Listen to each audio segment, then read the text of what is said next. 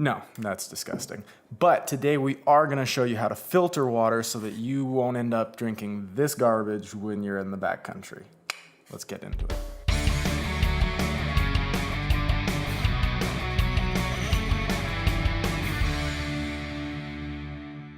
What's going on, guys? Trevor Long here for Sawback Gear, and today we're going to be talking about water filters, specifically how to filter water when you're in the backcountry.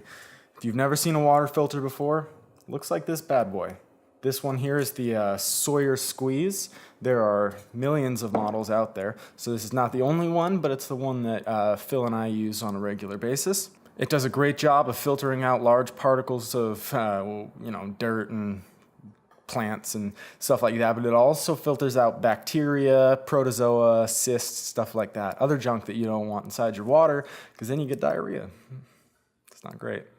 There's lots of different kinds of filters out there, between hollow micro tubes and activated charcoal. There's lots of different options. There's also water purification options out there. If you're going to be in an area where like human waste is an issue as far as contaminating the water supply, you're definitely going to want a water purification method. These filters will not filter out viruses such as like hepatitis C or other gross viruses.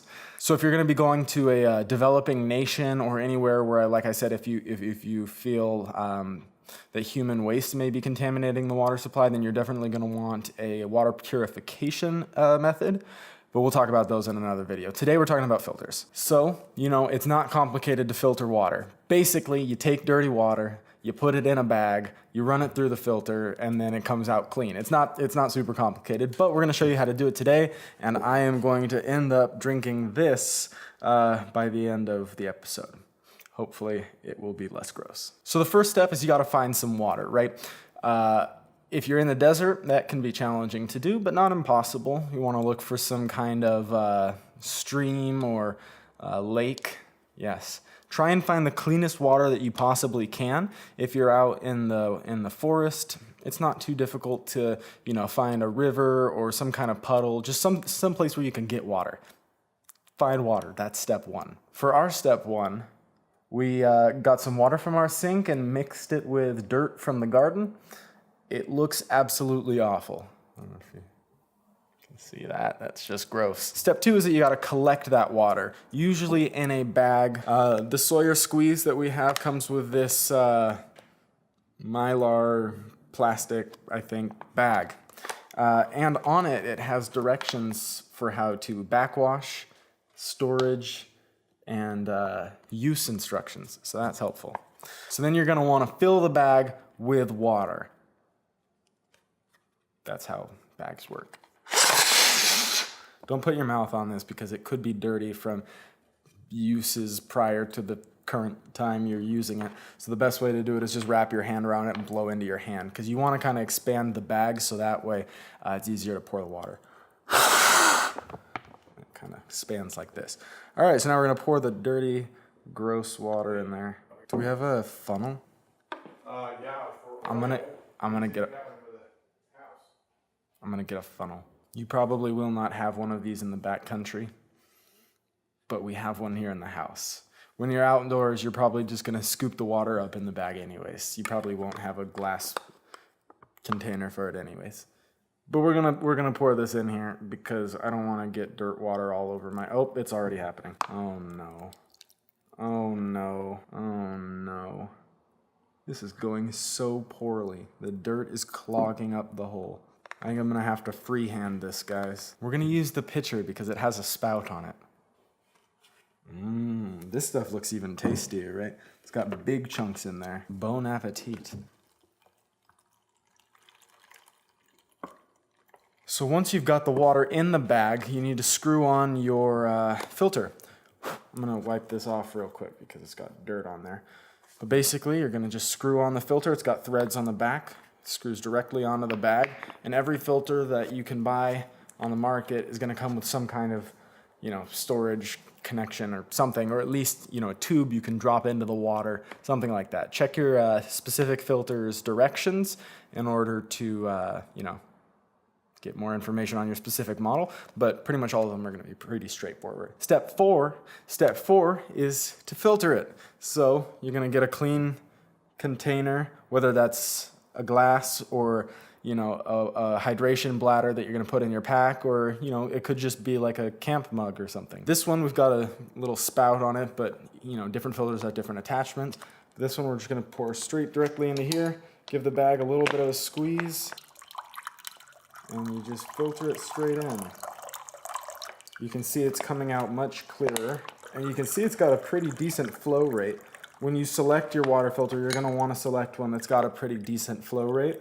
Check the specifics for your model, and take all of them with a grain of salt, because they all like to think they're better than they are. But life's like that sometimes. So now you can see, in comparison, the filtered water is much clearer. So then step 5 would be to drink the water, right? It's always good. That's the important step, right? That's the one that keeps you alive. All right.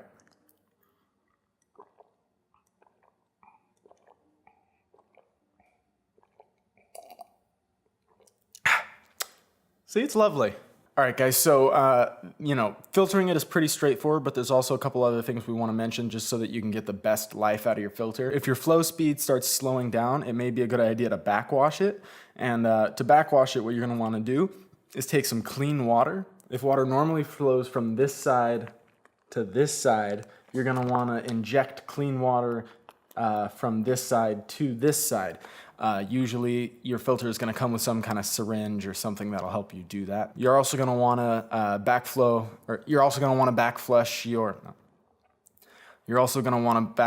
your filter before you store it for long periods of time, and after you're done storing it and you're about to use it again.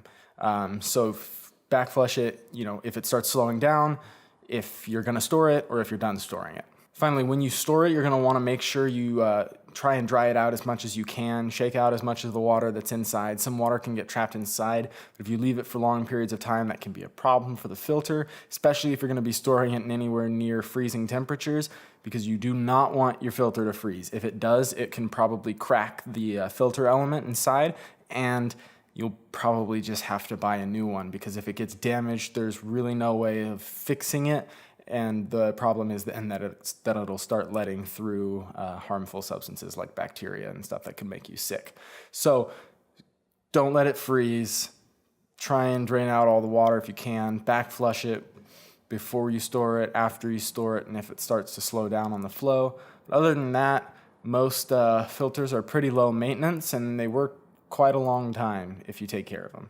All right, guys, so I want to hear from you. What is your favorite filter? And I mean, do you guys like the squeeze filters, or like a pump filter? Gravity filters are personally my favorite. But I want to hear from you guys, so leave your answers in the comment section down below. Don't forget to like and subscribe to the video, or else your filters will not protect you, and you will get Giardia. It knows. Your filter knows if you don't subscribe. You'll hurt its feelings. It'll be sad. Anyways, that does it for us here today, guys. So like and subscribe, and I hope to see you outside.